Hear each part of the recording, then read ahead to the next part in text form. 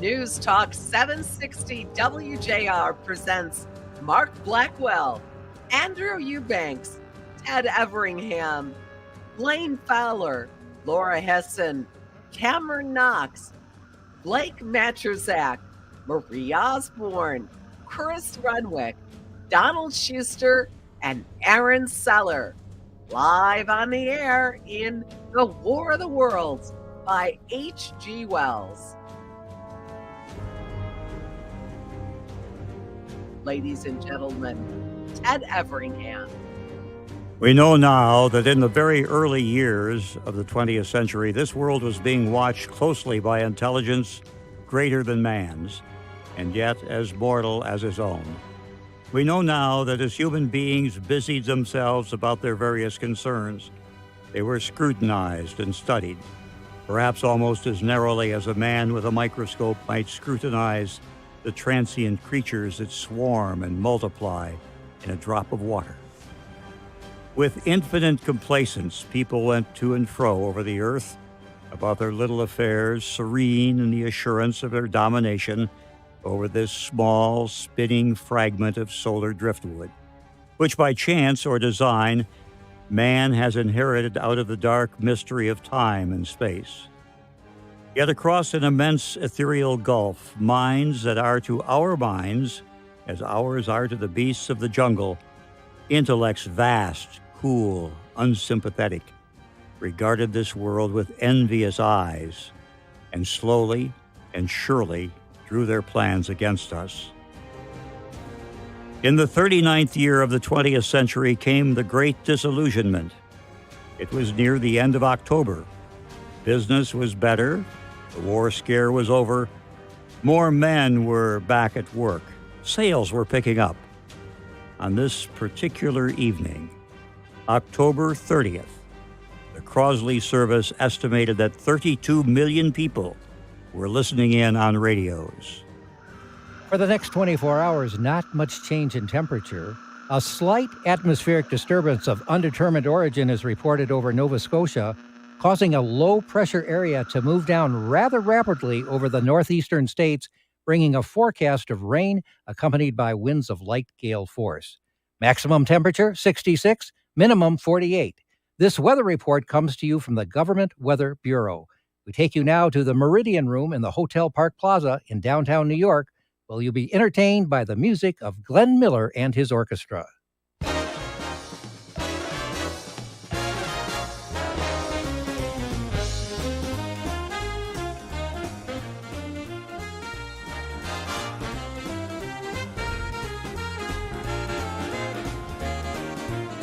Good evening, ladies and gentlemen, from the Meridian Room in the Park Plaza Hotel in New York City. We bring you the music of Glenn Miller and his orchestra with Joe Garland's In the Mood.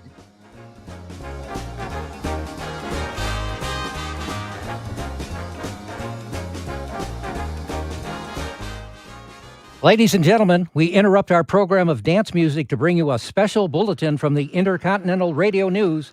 At 20 minutes before 8 Central Time, Professor Farrell of the Mount Jennings Observatory, Chicago, Illinois, reports observing several explosions of incandescent gas occurring at regular intervals on the planet Mars. The spectroscope indicates the gas to be hydrogen and moving towards the Earth with enormous velocity. Professor Pearson of the observatory at Princeton confirms Farrell's observation and describes the phenomenon as, quote, like a jet of blue flame shot from a gun, unquote. We now return you to the music of Glenn Miller and his orchestra, playing for you in the Meridian Room of the Park Plaza Hotel, situated in downtown New York.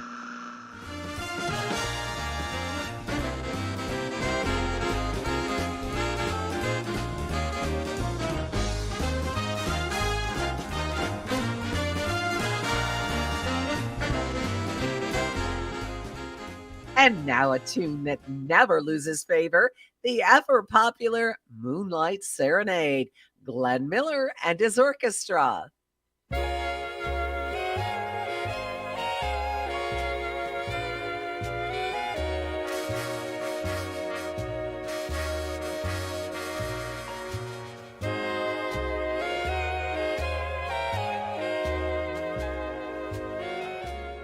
Ladies and gentlemen, following on the news given in our bulletin a moment ago, the Government Meteorological Bureau has requested the large observatories of the country to keep an astronomical watch on any further disturbances occurring on the planet Mars. Due to the unusual nature of this occurrence, we have arranged an interview with a noted astronomer, Professor Pearson, who will give us his views on this event. In a few moments, we will take you to the Princeton Observatory at Princeton, New Jersey. Return you until then to the music of Glenn Miller and his orchestra.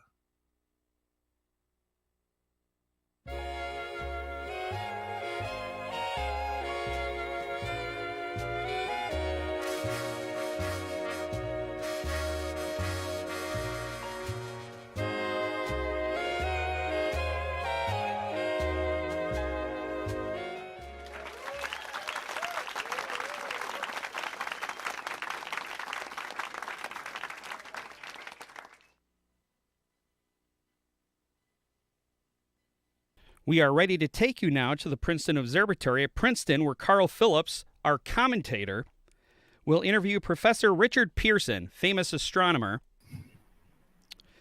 We take you now to Princeton, New Jersey. Good evening, ladies and gentlemen. This is Carl Phillips speaking to you from the Observatory of Princeton. I am standing in a large semicircular room, pitch black, except for an oblong split in the ceiling. Through this opening, I can see a sprinkling of stars that cast a kind of frosty glow over the intricate mechanism of the huge telescope. The ticking sound you hear is the vibration of the clockwork. Professor Pearson stands directly above me on a small platform, peering through a giant lens. I ask you to be patient, ladies and gentlemen, during this delay that may arise during our interview. Besides the ceaseless watch of the heavens, Professor Pearson may be interrupted by telephone or other communications. During this period, he is in constant touch with astronomical centers of the world. Professor, may I begin our questions? At any time, Mr. Phillips. Professor, would you please tell our radio audience exactly what you see as you observe the planet Mars through your telescope? Well, nothing unusual at the moment, Mr. Phillips. A red disk swimming in a blue sea, transverse stripes across the disk. Quite distant now because Mars happens to be the point nearest the Earth, in opposition, as we call it. Mm-hmm. In your opinion, what do these transverse stripes signify? Well, not canals, I can assure you, Mr. Phillips. I see. Although that's the popular conjecture of those who imagine Mars to be inhabited. From a scientific viewpoint, though, the stripes are merely the result of atmospheric conditions peculiar to the planet. Then you're quite convinced, as a scientist, that living intelligence as we know it does not exist on Mars? I'd say that the chances against it are about 1,000 to 1. And yet, how do you account for these gas eruptions occurring on the surface of the planet at regular intervals? Mr. Phillips, I cannot account for it. By the way, Professor, for the benefit of our listeners, how far is Mars from the Earth? Approximately 40 million miles. Well, that seems a safe enough distance. Well, thank you. Just a moment, ladies and gentlemen. Someone has just handed Professor Pearson a message. While he reads it, let me remind you that we are speaking to you from the Observatory of Princeton in New Jersey, where we are interviewing the world-famous astronomer, Professor Pearson. Oh, one moment, please. Professor Pearson has passed me a message, which he has just received. Professor, may I read this message to the listening audience? Yes, certainly. Okay. Ladies and gentlemen, I shall read to you a wire addressed to Professor Pearson from Dr. Gray of the National History of Museum in New York. Quote, 9:15 p.m. Eastern Standard Time, seismograph registers shock of almost earthquake intensity occurring with a radius of 20 miles of Princeton. Please investigate. Signed, Lloyd Gray, Chief of Astronomical Division, unquote. Professor Pearson, could this occurrence possibly be something to do with the disturbances observed on the planet Mars?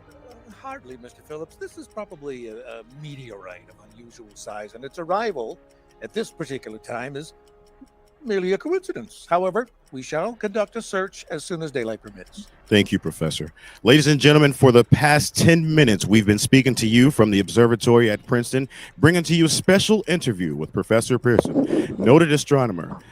This is Carl Phillips speaking. We are returning to you now to our New York studio.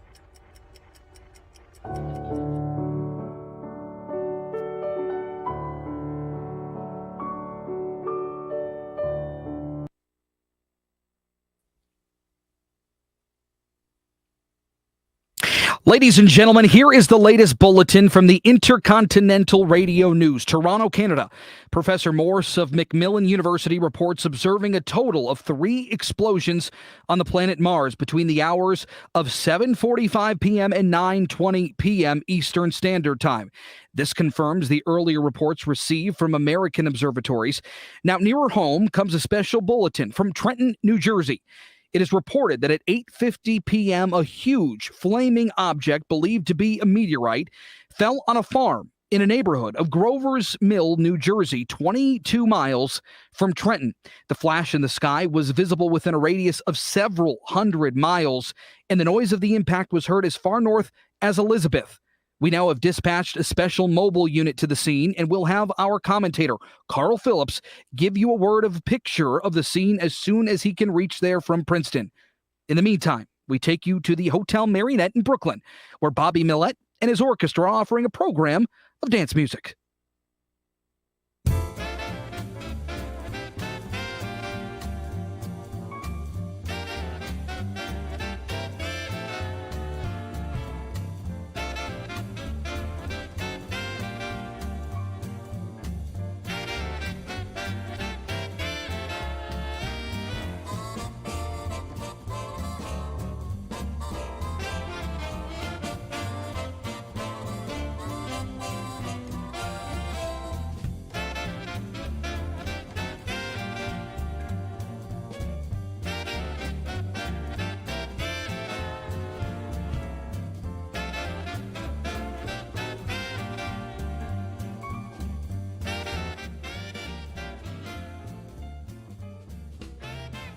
Ladies and gentlemen, we thank you for keeping your radio dials tuned into our news service as we continue to provide you with updates regarding the atmospheric disturbances on the planet Mars and what is believed to be a meteorite landing late this evening in Grover's Mill. While we wait to connect via direct wire with our correspondent, Carl Phillips, who is currently making his way from Princeton to the farm where this object has landed, we bring you the informed commentary of Dr. Madison Oppenheimer, esteemed professor from Mount Jennings Observatory, Chicago, Illinois. Dr. Oppenheimer is an expert on interstellar objects and holds the opposing view that the object that tore across our sky this evening is too large to be a meteorite. In fact, she believes it isn't a fragment of an asteroid at all. Dr. Oppenheimer, thank you for joining us. Thank you for having me. Doctor, if the object buried in the ground at Grover's Mill isn't a meteorite, what do you think it could be? In all honesty, no one can know for certain until we can obtain a visual evaluation from your correspondent, Mr. Phillips, if I'm not mistaken. However, our spectrographs indicate that the object is to be cylindrical and many, many times larger than any meteorite I've ever encountered. Meteorites tend to be rugged and angular. This object appears to be smooth and encased in an alloy that is unlike anything I've ever seen in my 2 decades worth of studies. According to the data culled from our instruments that measure light, it may even be capable of conducting electricity, or perhaps a power source that is not of this earth. Thank you for joining us this evening, Dr. Oppenheimer. We return you now to our New York studio.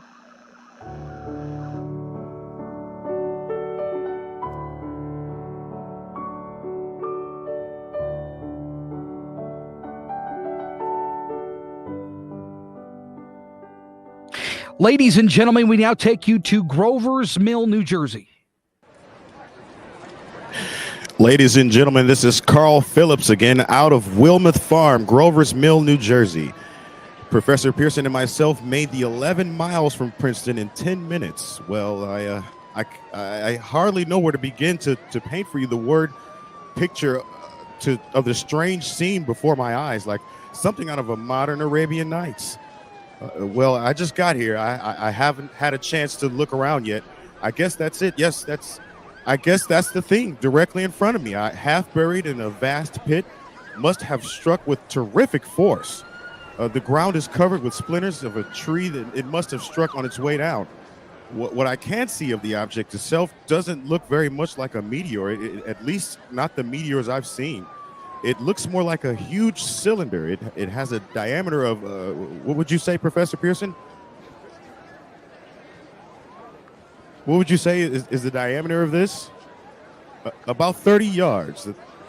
The metal sheath is well, I've never seen anything like it. The color is sort of yellowish white. Curious spectators are now pressing close to this object in spite of the efforts of the police to keep them back. They're getting in front of my line of vision. Would you mind standing to one side, sir, please? Step aside there, please. One side. While the policemen are pushing the crowd back, here's Mr. Wilmoth, owner of the farm here. He may have some interesting facts to add. Mr. Wilmoth, would you please tell the radio audience as much as you remember of this rather unusual visitor that dropped in your backyard? Step closer, please. Ladies and gentlemen, Mr. Wilmoth. Well, I was listening to the Closer and radio. Closer and louder, please. Pardon me. I was Louder, listening please. To the radio. Yes, sir. I was listening to the radio and kind of drowsing. That professor fellow was talking about Mars, so I was half dozing off. And Yes, Mr. Wilmoth. And what happened? Well, as I was saying, I was listening to the radio kind of halfways. Yes, Mr. Wilmoth, and you saw something. Now, first off, I heard something. And what did you hear? A hissing sound, like this, kind of like a 4th of July rocket. Yes, and then what?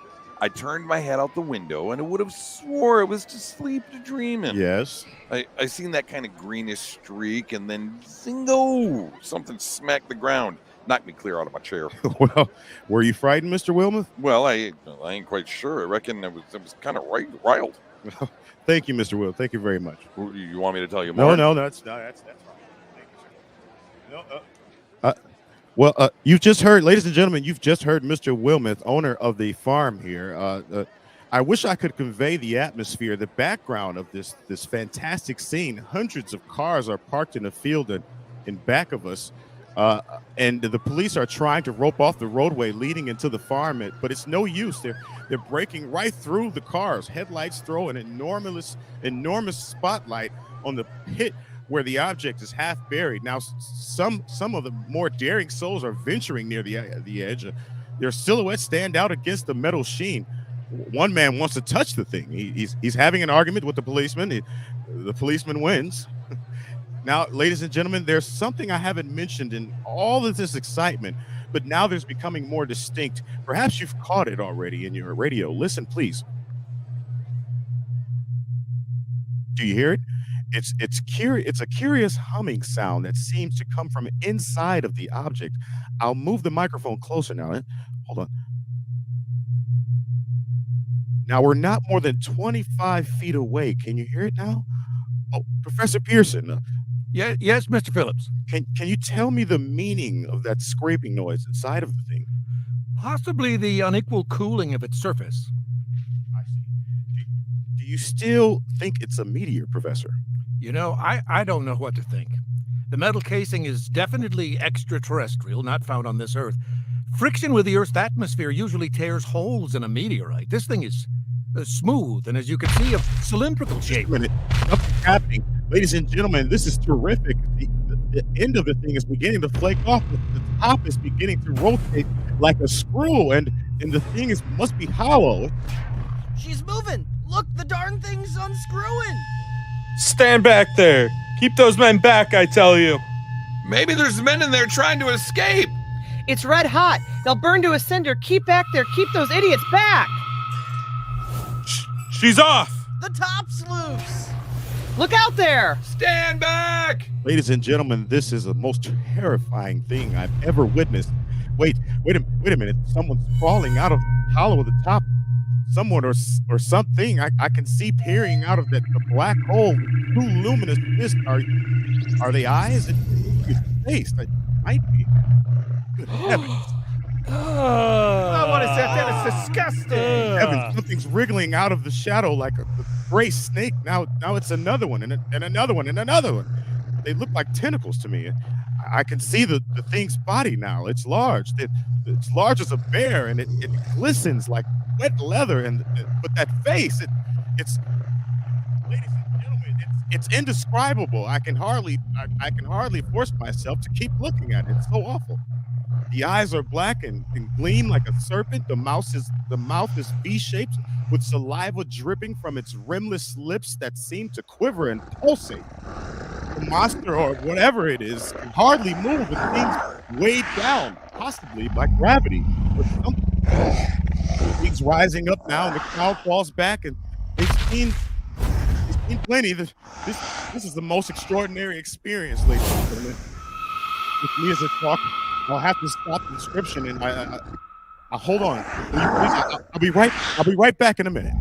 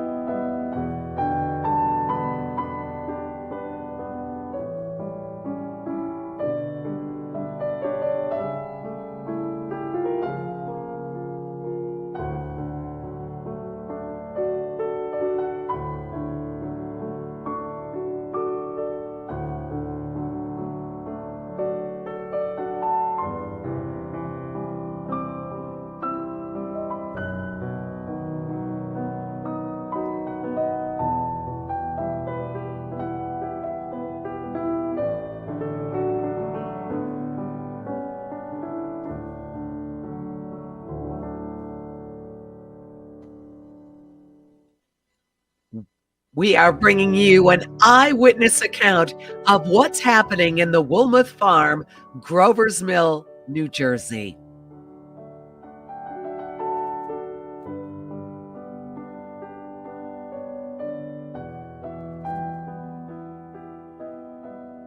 We now return you to Carl Phillips at Grover's Mill. Ladies and gentlemen, am I on? Yes. Okay. Ladies and gentlemen, here I am in back of the stone wall that adjoins Mr. Wilmuth's garden. From here, I get a sweep of the whole scene. I'll give you every detail as long as I can talk and as long as I can see. More state police have arrived. They're drawing their cordon in front of the pit, about 30 of them. No need to push the crowd back now. They're willing to keep their distance. The captain is conferring with someone. We can't quite see with who. Oh yes, I believe it's Professor Pearson. Yes, it is. Now they've parted, and Professor moves around, and one side is standing on the other object. I can see it now. It's a white handkerchief tied to a pole, a flag of truth. If it's creatures, they know what that means, if anything means. A hump shape is rising out of the pit. I can make out a small beam. It's like a light against the mirror. It's a sound of a heat ray. What's that? There's a jet flame springing from the mirror. It leaps right at the advancing men. It strikes them head on. Good Lord. They're turning into flames. Now the whole field's caught fire. The woods, the yards, the gas tanks of the automobiles, they're spreading everywhere. It's coming this way about 20 yards to my right.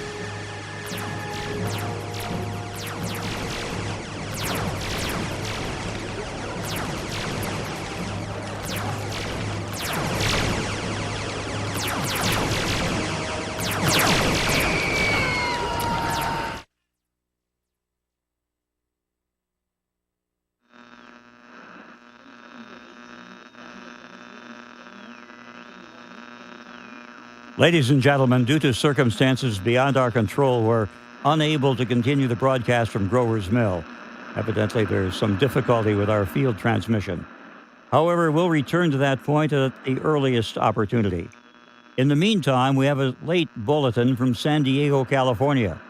Professor Indelkoffer, speaking at a dinner of the California Astronomical Society, expressed the opinion that the explosions on Mars are undoubtedly nothing more than the severe volcanic disturbances on the surfaces of the planet. We continue now with our piano interlude.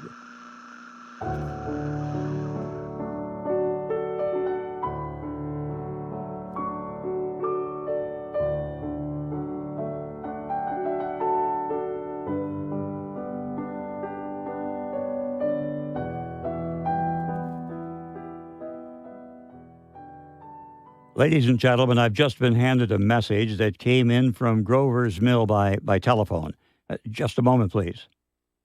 At least 40 people, including 6 state troopers, lie dead in a field east of the village of Grover's Mill. Their bodies burned and distorted beyond all possible recognition.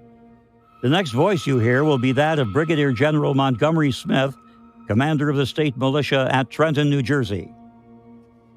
I've been requested by the governor of New Jersey to place the counties of Mercer and Middlesex as far west as Princeton and east of Jamesburg under martial law. No one will be permitted to enter this area except by special pass issued by state or military authorities. 4 companies of state militia are proceeding from Trenton to Grover's Mill and will aid in the evacuation of homes within the range of military operations. Thank you.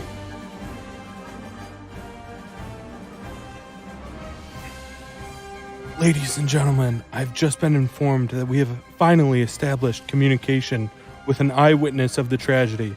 Professor Pearson has been located at a farmhouse near Grover's Mill, where he has established an emergency observation post. As a scientist, he will give you his explanation of all the calamity. The next voice you hear will be that of Professor Pearson. Brought to you by Direct Wire. Professor Pearson? Of the creatures in the rocket cylinders at Grover's Mill, I can give you no authoritative information, either to their nature, their origin, or their purpose here on Earth. Of their destructive instrument, I might venture some conjectural explanation. For want of a better term, I shall refer to the mysterious weapon as a heat ray. It's all too evident that these creatures have scientific knowledge far in advance of our own. Now, it's my guess that in some way they're able to generate an intense heat in a chamber practically absolute no conductivity. This intense heat projects in a parallel beam against any object they choose by means of a polished parabolic mirror of unknown composition, much as the mirror of a lighthouse projects a beam of light. Now, that's my conjecture of the origin of the heat ray. Thank you, Professor Pearson. Ladies and gentlemen, here's a bulletin from Trenton. It is a brief statement informing us that the charred body of Carl Phillips has been identified in a Trenton hospital. Now here's another bulletin from Washington, D.C. The Office of the Director of the National Red Cross reports 10 units of Red Cross emergency workers have been assigned to the headquarters of the state militia stationed outside Grover's Mill, New Jersey. Here's a bulletin from State Police, Princeton. Under control. Scouts report all quiet in the pit, and there is no sign of life appearing from the mouth of the cylinder. And now, ladies and gentlemen, we have a special statement from Mr. Harry McDonald, Vice President in charge of operations. We've received a request from the state militia at Trenton to place at their disposal, our entire broadcasting facilities. In view of the gravity of the situation, and believing that radio has a responsibility to serve in the public interest at all times, we're turning over our facilities to the state militia at Trenton. We take you now to the field headquarters of the state militia near Grover's Mill, New Jersey. This is Captain Lansing of the Signal Corps, attached to the state militia now engaged in military operations in the vicinity of Grover Mill. Situation arising from the reported presence of certain individuals of unidentified nature in now under complete control. The cylindrical object, which lies in a pit directly below our position, is surrounded on all sides by 8 battalions of infantry, without heavy field pieces but adequately armed with rifles and machine guns. All cause for alarm, if such cause ever existed, is now entirely unjustified. The things, whatever they are, do not even venture to poke their heads above the pit. I can see their hiding place plainly in the glare of the searchlights here. With all their reported resources, these creatures can scarcely stand up to heavy machine gun fire. Anyway, this is an interesting outing for the troops. I can make out their khaki uniforms crossing back and forth in front of the lights. It looks almost like a real war. There appears to be some slight smoke in the woods bordering the Millstone River, probably fire started by campers. Well, we ought to see some action soon. One of the companies is deploying on the left flank. A quick thrust and it will all be over. Now, wait a minute. I see something on top of the cylinder. No, it's nothing but a shadow. Now the troops are on the edge of the Wilmoth farm. 7,000 armed men closing in on an old metal tube. A tub, rather. Wait. That wasn't a shadow. It's something. Solid metal. Kind of a shield-like affair rising out of the cylinder. It's going higher and higher. Why, it's standing on legs. Actually rearing up on sort of metal framework. And now it's reaching above the trees, and searchlights are on it. Hold on! Ladies and gentlemen, I have a grave announcement to make. Incredible as it may seem, both the observations of science and the evidence of our eyes led to the inescapable assumption that those strange beings who landed in the Jersey farmlands tonight are what the vanguard of the invading army from the planet Mars. The battle which took place tonight at Grover's Mill has ended in one of the most startling defeats ever suffered by any army in modern times. 7,000 men armed with rifles and machine guns pitted against a single fighting machine of the invaders from Mars. 120 known survivors. The rest strewn over the battle area from Grover's Mill to Plainsboro, crushed and trampled to death under the metal feet of the monster or burned to cinders by its heat ray. The monster is now in control of the middle section of New Jersey and has effectively cut the state through its center. Communication lines are down from Pennsylvania to the Atlantic Ocean. Railroad tracks are torn and service from New York to Philadelphia are discontinued, except routing some of the trains through Allentown and Phoenixville. Highways to the north, south, and west are clogged with frantic human traffic. Police and Army reserves are unable to control the mad flight. By morning, the fugitives will have swelled Philadelphia, Camden, and Trenton. It is estimated to twice their normal population. Martial law prevails throughout New Jersey and eastern Pennsylvania. At this time, we take you to Washington for a special broadcast on the national emergency. The Secretary of Interior. Citizens of the nation, I shall not try to conceal the gravity of the situation that confronts the country, nor the concerns of your government in protecting the lives and property of its people. However, I wish to impress upon you, private citizens and public officials, all of you, the urgent need of calm and resourceful action. Fortunately, this formidable enemy is still confined to a comparatively small area, and we place our faith in the military forces to keep them there. In the meantime, placing our faith in God, we must continue the performance of our duties, each and every one of us, so that we may confront this destructive adversary with a nation united, courageous, and consecrated to the preservation of human supremacy on this earth. I thank you. You have just heard from the Secretary of the Interior speaking from Washington. Bulletins too numerous to read are piling up in the studio here. We are informed the central portion of New Jersey is blacked out from the radio communication due to the effect of the heat ray upon power lines and from the electrical equipment. Here is a special bulletin from New York.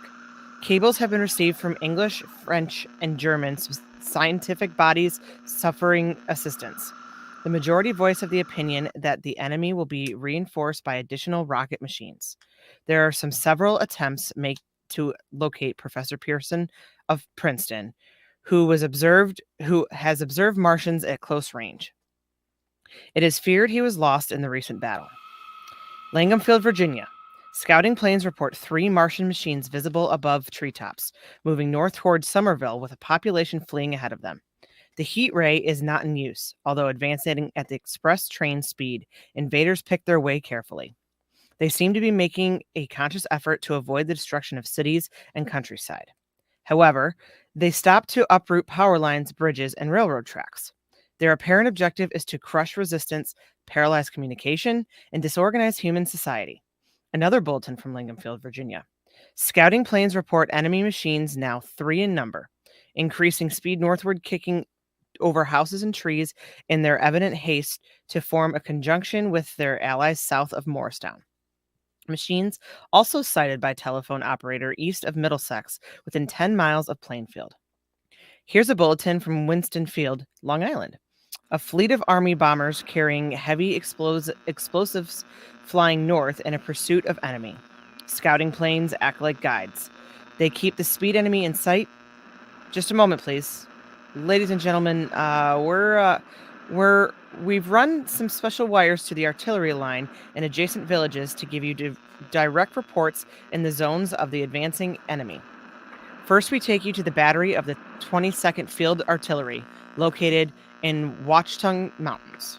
Range, 32 meters. 32 meters. Projection, 39 degrees. 39 degrees. Fire!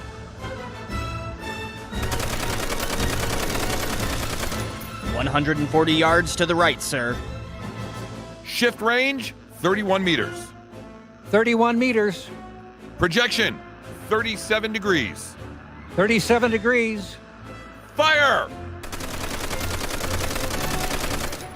"A hit, sir. We got the tripod of one of them. They've stopped. The others are trying to repair it." Quick, get the range. Shift, 30 meters. 30 meters. Projection, 27 degrees. 27 degrees. Fire! "Can't see the shell land, sir. They're letting off a smoke." What is it? A black smoke, sir. Moving this way. Lying close to the ground. It's moving fast." Put on gas masks! Get ready to fire. Shift to 34 meters. 24 meters. Projection, 24 degrees. 24 degrees. Fire! "Still can't see, sir. The smoke's coming nearer." Get the range. 23 meters. 23 meters. 23 meters. Projection, 22 degrees. 22 degrees.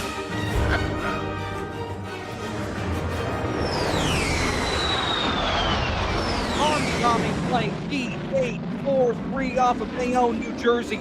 Lieutenant Voigt commanding 8 bomber. According to Commander Fairfax Langham Field, this is Voigt. According to Commander Fairfax Langham Field, enemy tripod machines now in sight. Reinforcement by 3 machines from Morristown Cylinder, 6 altogether. 1 machine partially crippled, believed hit by a shell from Army gunfire in the Watchung Mountains. Guns now appear silent. Heavy black fog hanging close to the earth with extreme density, unknown nature. No sign of a heat ray. Enemy now turning east, crossing the Pacific River into Jersey Marshes, another straddling the Halsey Skyway. Evident objective is New York City. They're pushing down a high-tension power station. Machines closing all together now. We're ready to attack. Plane circling, ready to strike 1,000 yards, and we'll be over the first. 800 yards, 600 yards, 400, 200. There they go. The giant arm raised. Great flash. They're spraying us with flames. 2,000 feet. Engines giving out. No chance to release bombs. Only one thing left. Drop them. Plane and all. We're driving off the first one. Now engine's gone.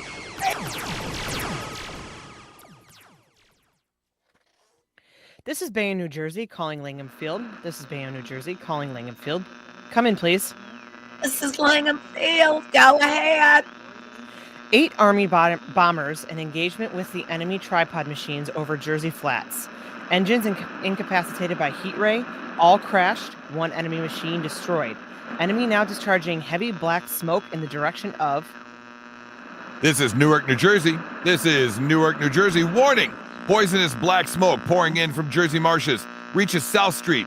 Gas mask useless. Urge population to move into open spaces. Automobiles use routes 7, 23, 24. Avoid congested areas. Smoke now spreading over Raymond Boulevard. 2X2L calling CQ. 2X2L calling CQ. 2X2L calling 8X3R. Come in, please. This is 8X3R. Come back in at 2X2L. How's reception? How's reception? K, please. Where are you? 8X3R. What's the matter? Where are you? I'm speaking from the roof of the broadcast building, New York. I'm speaking from the roof of broadcast building, New York City. The bells you hear are ringing to warn people to evacuate the city as the Martians approach. Estimated in last 2 hours, 3 million people have moved out along the roads to the north. Hutchinson River Parkway still kept open for motor traffic. Avoid bridges to Long Island, hopelessly jammed. All communication with Jersey Shore closed 10 minutes ago. No more defenses. Our army is wiped out. Artillery, Air Force, everything wiped out. This may be the last broadcast. We'll stay here to the end. People are holding service here below us in the cathedral. Now I look down the harbor, all manner of boats overloaded with fleeing population, pulling out from docks. Streets are all jammed. Noise and crowd like New Year's Eve in city. Wait a minute. The enemy is now in sight above the Palisades. Five great machines. First one is crossing the river. I can see it from here. Wading the Hudson like a man wading through a brook. A bulletin is handed me. Martian cylinders are falling all over the country. One outside Buffalo, one in Chicago. St. Louis. It seems to be timed and spaced. Now the first machine rises, reaches the shore. He stands watching, looking over the city. His steel, cowlish head is even with the skyscrapers. He waits for the others. They rise like a line of new towers in the city's west side. Now they're lifting their metal hands. This is the end now. Smoke comes out.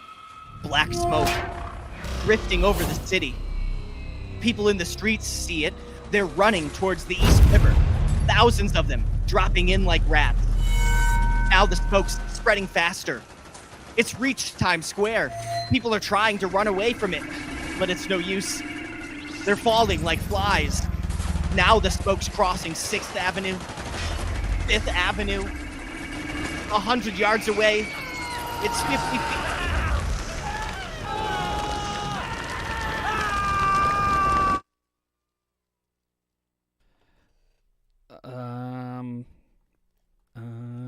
Hold on. Is everything okay?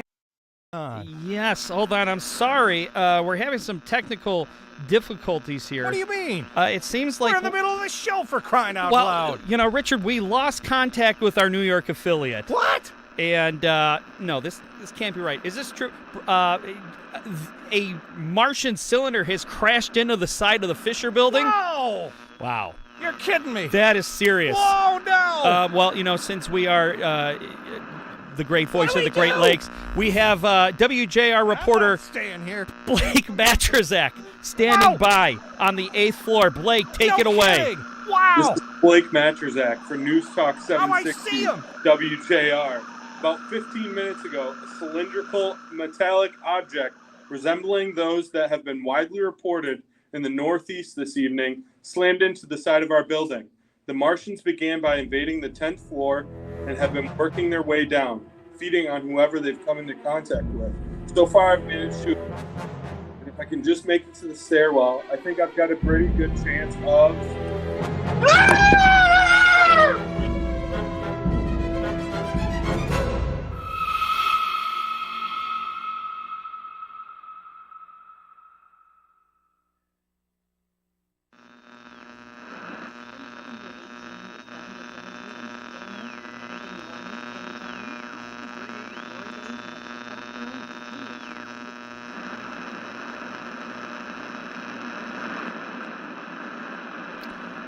2X2L calling CQ. 2X2L calling CQ. New York. Isn't there anyone on the air? Isn't there on the air? Oh, no. Isn't there anyone? Oh.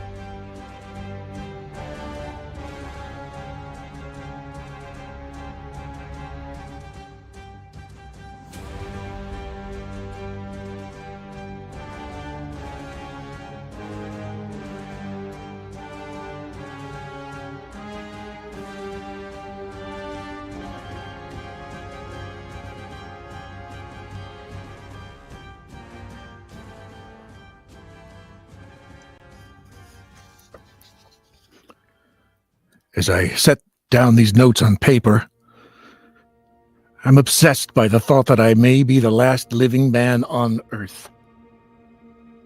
I've been hiding in this empty house near Grover's Mill, a small island of daylight cut off by the black smoke from the rest of the world.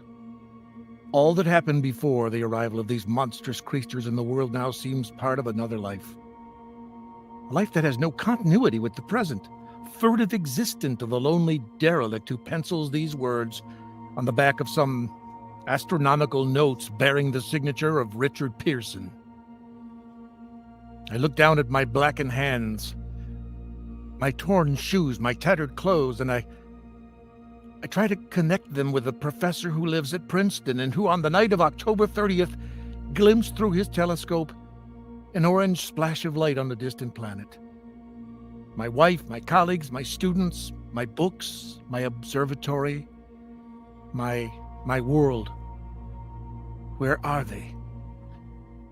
Did they ever exist? Am I Richard Pearson? What day is it? Does time pass when there are no human hands left to wind the clocks? In writing down my daily life, I tell myself I shall persevere human history between the dark covers of this little book that was meant to record the movements of the stars. But to write, I must live. And to live, I must eat. I find moldy bread in the kitchen and an orange not too spoiled to swallow. I keep watch at the window. From time to time, I catch a sight of a Martian. Above the black smoke, the smoke still holds the house in its black coil. But at length, there is a hissing sound, and suddenly, I see a Martian mounted on his machine, spraying the air with a jet of steam as if to dissipate the smoke. I watch in a corner as his huge metal legs nearly brush against the house. Exhausted by terror, I fall asleep. It's morning. Morning. Sun streams in through the window. The black cloud of gas has lifted, and the scorched meadows to the north look as though a black snowstorm has passed over them. I venture from the house. I make my way to a road. No traffic. Here and there a wrecked car, baggage overturned, a blackened skeleton. I push on north. For some reason, I feel safer trailing these monsters than running away from them. And I keep a careful watch. I have seen the monsters feed. Should one of their machines appear over the top of the trees, I'm ready to fling myself flat on the earth. I come to a chestnut tree. October. Chestnuts are ripe. I fill my pockets. I must keep alive. 2 days I wander in a vague northerly direction through a desolate world, and finally I notice a living creature. A small red squirrel on a beech tree. I stare at him in wonder. He stares back at me, and I believe at that moment the animal and I shared the same emotion. The joy of finding another living being. I push on north. I find dead cows in a brackish field, and beyond the charred ruins of a dairy, the silo remains standing guard over the wasteland like a lighthouse deserted by the sea. Astride the silo perches a weathercock. The arrow points north. Next day I come to a city vaguely familiar in its contours, yet its buildings strangely dwarfed and leveled off, as if a giant hand sliced off its highest towers with a capricious sweep. I reach the outskirts, and I find Newark, undemolished, but humbled by some whim of the advancing Martians. Presently, with an odd feeling of being watched, I caught sight of something crouching in the doorway. I make a step towards it.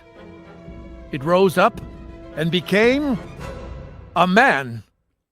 A man armed with a large knife. Stop. Where do you come from? Well, I come from many places. A long time ago, from Princeton. Princeton, huh? That's near Downers Grove. Yes. Grover's Mill. There's no food here. This is my country. All this end of town, all the way down to the river. There's only food for one. Which way are you going? Well, I don't know. I guess I'm looking for people. Oh, what was that? Did you hear something just then? No. Only a bird. A live bird. Yeah. I get to know that birds have shadows these days. Hey, we're in the open here. Let's crawl into this doorway over here and talk some more. Yeah, sure. Have you seen any Martians? No, they've all gone over to New York. At night, the sky is alive with their lights, just as if people were still living in it. By daylight, you just can't see them. 5 days ago, a couple of them carried something big across the flats from the airport. I think they're learning to fly. Fly? Yeah, fly.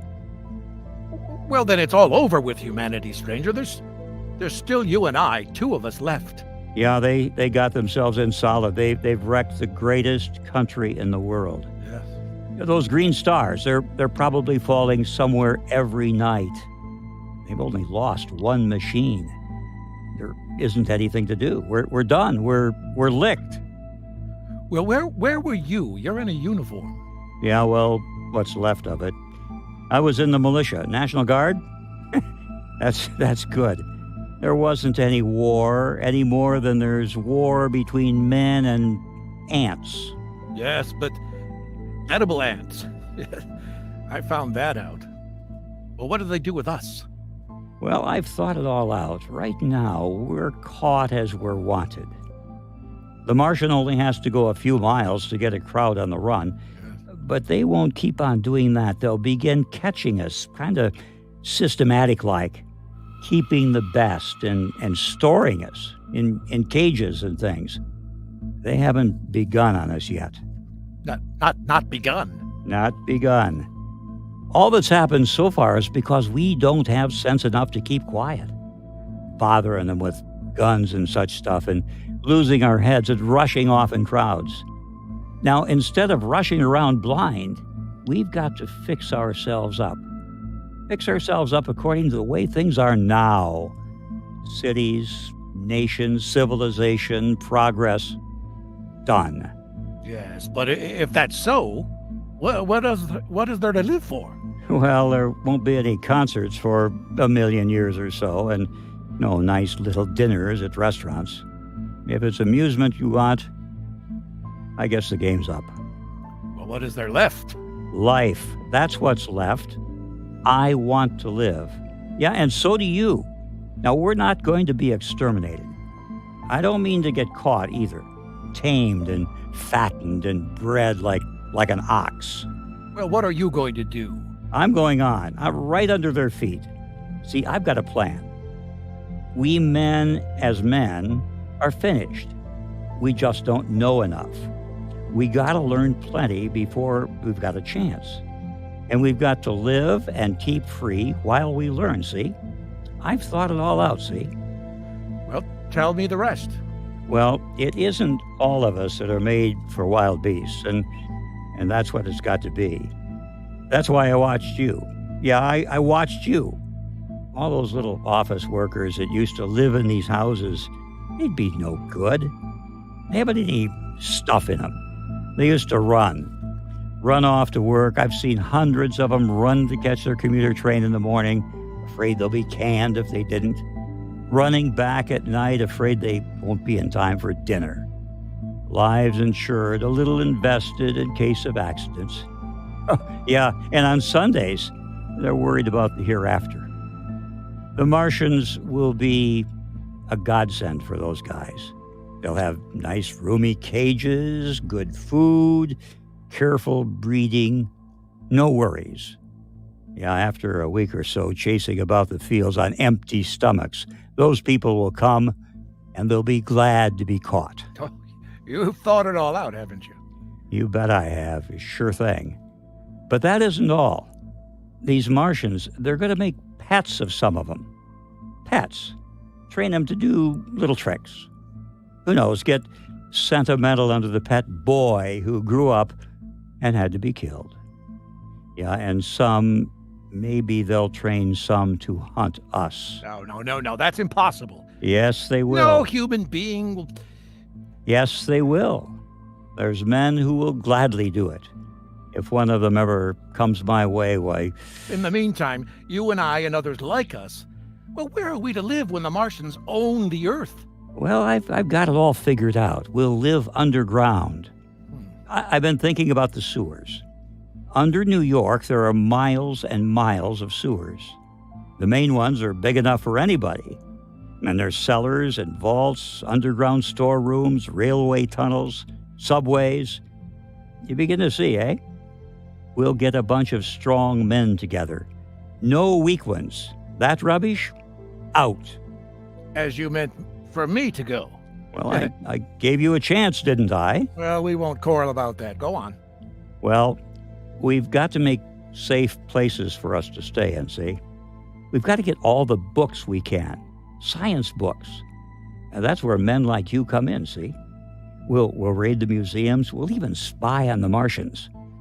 It may not be so much we have to learn before. Listen, just imagine this. 4 or 5 of their own fighting machines suddenly start off, heat rays right and left, and not a Martian in them. Not a Martian in them, see? But men who've learned the way how. It may even be in our time.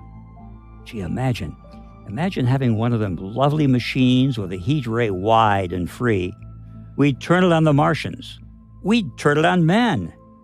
We'd bring everyone down to their knees. That's your plan? Yeah. You, me, a few more of us. We'd own the world. I see. Okay. Hey, what's the matter? Where are you going? Not to your world. Aye, stranger. Well, after parting with the artilleryman, I came at last to the Holland Tunnel. I entered that silent tube, anxious to know the fate of the great city on the other side of the Hudson. Cautiously, I came out of the tunnel and made my way up Canal Street. I reached 14th Street, and there again were black powder and several bodies, and an evil, ominous smell from the gratings of the cellars of some of the houses. I wandered up through the 30s and the 40s, and I stood alone on the Times Square. I caught sight of a lean dog running down 7th Avenue with a piece of dark brown meat in his jaws, and a pack of starving mongrels at his heels. He made a wide circle around me as though he feared I might prove a fresh competitor. While I walked up Broadway in the direction of that strange powder, past silent shop windows, displaying their mute wares to empty sidewalks, past the Capitol Theater, silent, dark, past a shooting gallery where a row of empty guns faced an arrested line of wooden ducks. Near Columbus Circle, I noticed models of 1939 motor cars in the showrooms facing empty streets. And from over the top of the General Motors building, I watched a flock of blackbirds circling in the sky. I hurried on. Suddenly, I caught sight of the hood of a Martian machine standing somewhere in Central Park, gleaming in the late afternoon sun. An insane idea, I rushed recklessly across Columbus Circle and into the park. I climbed a small hill above the pond at 60th Street, and from there I could see, standing in a silent row along the mall, 19 of those great metal titans. Their cowers empty, their steel arms hanging listlessly by their sides. I looked in vain for the monsters that inhabit those machines, but suddenly my eyes were attracted to the immense flock of blackbirds that hovered directly below me. They circled to the ground, and there before my eyes, stark and silent, lay the Martians, with hungry birds pecking and tearing brown shreds of flesh from their dead bodies. Later, when their bodies were examined in the laboratories, it was found that they were killed by the putrefactive and diseased bacteria against which their systems were unprepared. Slain, after all man's defenses had failed, by the humblest thing that God in his wisdom has put upon this earth. Before the cylinder fell, there was a general persuasion that all through the deep space, no life existed beyond that petty surface of our minute sphere. Now we see further.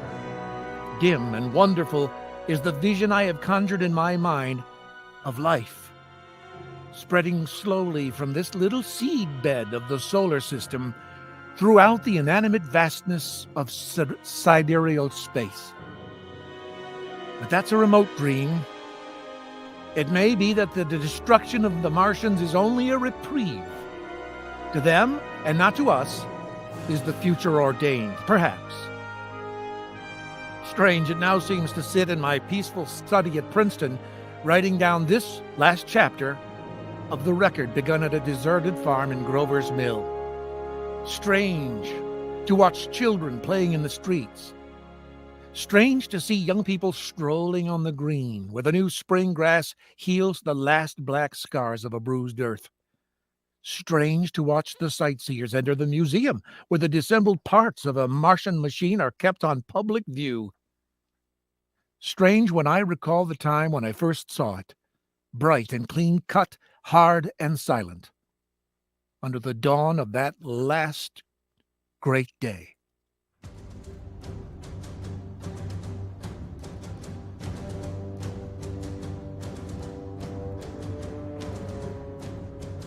This is Marie Osborne. Ladies and gentlemen, out of character to assure you that the War of the Worlds has no further significance than the holiday offering it was intended to be. WJR's own radio version of dressing up in a sheet and jumping out of abortion saying, "Boo, we annihilated the world before your very ears." You will be relieved, I hope, to learn that we didn't mean it, and that both institutions are still open for business. So goodbye, everybody, and remember, please, for the next day or so, the terrible lesson you learned tonight, that grinding, glowing, globular invader of your living room is an inhabitant of the pumpkin patch. If not, your doorbell rings and nobody's there. There was no Martian. It's Halloween. This has been WJR's presentation of The War of the Worlds, a radio drama conceived by Orson Welles of the Mercury Theater. From all of us here at WJR, happy Halloween. Let's hear for the cast of War of the Worlds on WJR Detroit. All right. Starting with, as Professor Pearson, Mark Blackwell. Yay! Mark! And Andrew Eubanks as Announcer 8, Villager 1, Captain Lansing, and Military Observer. I don't know where he went, but great job. And the captain, Ted Averingham. Announcer 5, opening narrator, stranger, and a couple of things I threw at him last second. Great job, Ted. All right. And of course, we had the wonderful Goose as Mr. Wilmoth, Aaron Seller, Michael Parsons as the Secretary of the Interior. Oh. Goose as the Military Gunner and Operator 5. Woo! And of course, don't worry, he's okay. He's right over there. Cameron Knox is Carl Phillip. Cameron, go, jump into the camera. Show the people you're okay. Thank goodness. There he is. He's okay, folks. He's okay. Blake Matrasak as Announcer 6, Villager 2, the abducted WJR reporter, and Control Room Audio Coordinator. He's okay. He's okay. And of course, the good witch of News Talk 760 WJR, Marie Osborne, Announcer 1, 3, closing narrator and operator 2. Great job, Marie. Oh, fabulous, fabulous. Chris Renwick as Announcer 4, and the Commander. He's okay. He's okay. Yes, yes, thank goodness. And of course, Don, the Hammer Schuster, as Announcer 2, Operator 4, Gunner, and some other things I threw at him at the last second. Way to go. Aaron Goose Sellers as General Montgomery Smith, Villager 3, Military Officer, and Operator 3. Woo! And Laura Sutherland as Announcer 7, Dr. Oppenheimer, Villager number 4, and Operator number 1. All right. I don't think we killed her in this one, but she's okay. She's here. She's happy to tell you about it. Lauren and Jason Wargo as the aliens. Don't worry, they're not real aliens. They're very nice people. Oh, thank goodness. And of course, Sean Boberitz, our graphics and background designer. Way to go, Sean. Yes.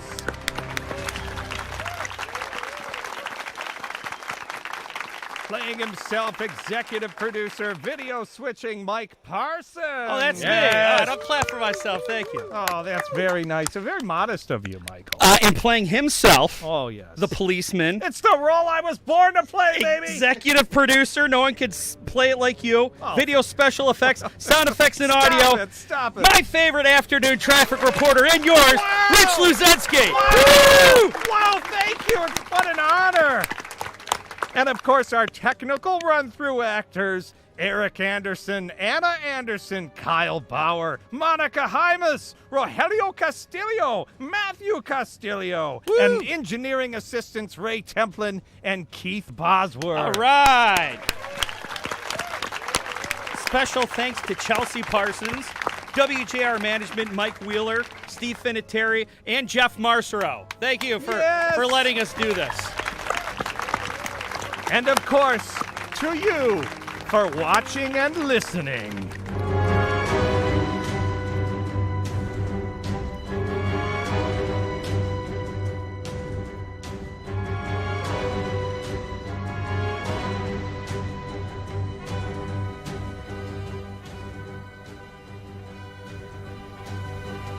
Website from News Talk 760 WJR with all your favorite WJR